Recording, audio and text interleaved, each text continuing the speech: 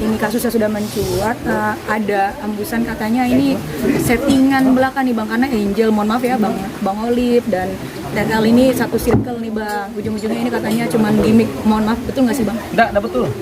Jadi Angel ini memang saya masukkan dia ke penjara, ya. Angel saya masukkan ke penjara supaya dia tidak lagi melakukan perbuatan-perbuatan yang bertentangan dengan norma-norma hukum. Dia kan banyak nipunya, jadi dia ngambil kekayaan itu dengan cara begitu kepada banyak orang. Jadi ini harus dihentikan. Banyak orang kok yang merasa tertipu udah bilang ke saya. Salah satunya juga Berpiku Malah saya kan pernah juga ketipu.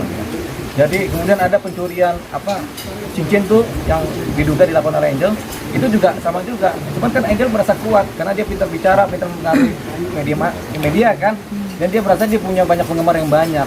Tapi ini harus dihentikan. Jadi nggak ada lagi artis model begitu di Indonesia ini. Artis ya seniman yang benar-benar seniman, menghasilkan karya kan.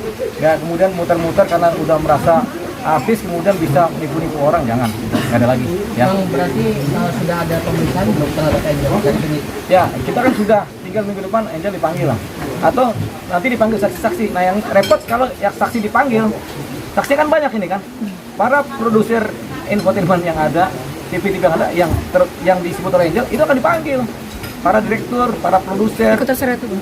Hah? Ikut terseret? Nah ngomongannya Angel begitu, mereka terima duit kata Angel, si produser, si kolab, si programmer, kita sampai tahu tuh itu terima uang semua dari dia.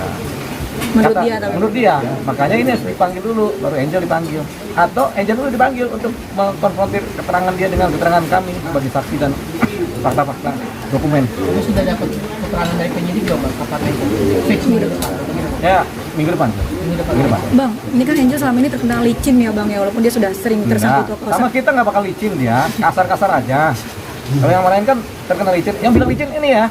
Kalau saya Angel fakta yang dia ada di lapangan Bang waktu berkasus sama mantannya dan sebagainya. Oh iya, dia licin karena dia kan merasa waktu itu kan dia di backup sama, mungkin kata dia sama pimpinan polisi kan.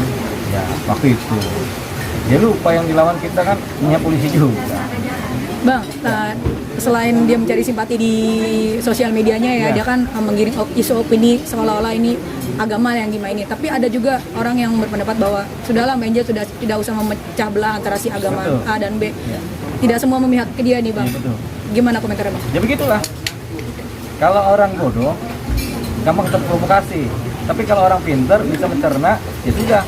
Wah ini pasti bodong ini kan. Tapi kalau orang yang nggak paham cerita atau yang memang sempit atau orang sektarian pasti gampang terprovokasi. Orang yang agamanya sempit, kental tanpa melihat agama lain, dia gampang terprovokasi. Tapi kalau orang Indonesia kan moderat semua kebanyakan, ya kan? Yang fundamental sedikit, mungkin fundamental terpengaruh. Tapi kan sekarang yang fundamental juga udah ngerti kecerdasan juga, jadi mereka juga nggak gampang terpengaruh. Makanya hanya orang bodoh aja yang terpengaruh. Fundamental tidak, moderat tidak. Yang bodoh ini yang memang nggak paham tentang bagaimana beragama, nggak tahu seluk ini ya terpengaruh. Bang, selain untuk menyebloskan Angel ke dalam penjara ya, itu materinya minta dibalikin juga nggak sih? Bisa dong. Ya, aneh kan pengacara, nggak sukanya ngambil harta aneh kembali. Harta orang aja bisa kita ambil, apalagi harta sendiri kan begitu. Jadi gini, setelah dia dipenjara dengan putusan inkrah, berkekuatan hukum tetap dia melakukan pidana, oke, itu selesai pidananya dia kan. Kalau kemudian hartanya nggak kembali atau dia ternyata barang-barangnya palsu semua, kita bisa menggugat perbuatan melawan hukum secara perdata terhadap asetnya dia yang ada, yaitu rumahnya, tanahnya, mobilnya, bisa. Akan dikejar sama Bang Olive? Ya kejar dong. Ya iseng-iseng namanya kita berperkara. Hobinya berperkara, kalau nggak ada perkara pusing. Belum ada perkara Angel, kita jalanin aja terus. Tapi Bang bicara perdata kan pasti hitungannya utang piutang nggak sih? Bukan, perdata itu nggak selamanya utang piutang. Perdata itu ada yang namanya perjanjian, utang piutang, dan ini perjanjian itu one prestasi. Utang piutang juga one prestasi. Ada yang namanya perbuatan melawan hukum. Ketika dia melakukan penipuan, dia pidana kan, melawan hukum kan. Baru setelah itu kita gugat perbuatan melawan hukum. Oh, perdata PMH ya? Perdata PMH, ya, Bang Ferdi. Kalau Ferdi janjiannya kemarin itu sama Angel, ya. itu emang harus tertulis atau tidak Bang? Iya. Gini, ada kontraknya nggak sih Bang? kalau sama Angel mengenai perjanjian mana nih? Yang mengenai uang itu yang Uang. Oh tidak, ini Promosi kan dan lain. orang penipuan itu kan tentunya dia pakai rangkaian cerita dan kebohongan. Dia merangkai cerita dan kita tertarik. Dia nggak tertarik lah, kita menyerahkan uang.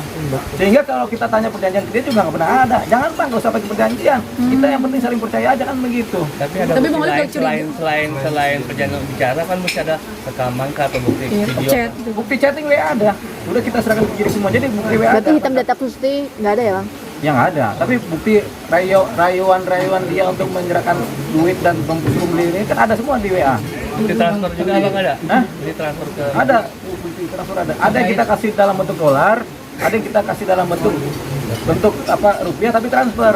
Bang, waktu itu kan abang bilang kita ini orang pintar tapi pintar-pintar bodoh. Tapi berarti abang sudah mengendus waktu itu sudah Oh iya, cepat curiga dari ya? begini, kita ini kalau pintar, jangan pintar terus, nggak boleh.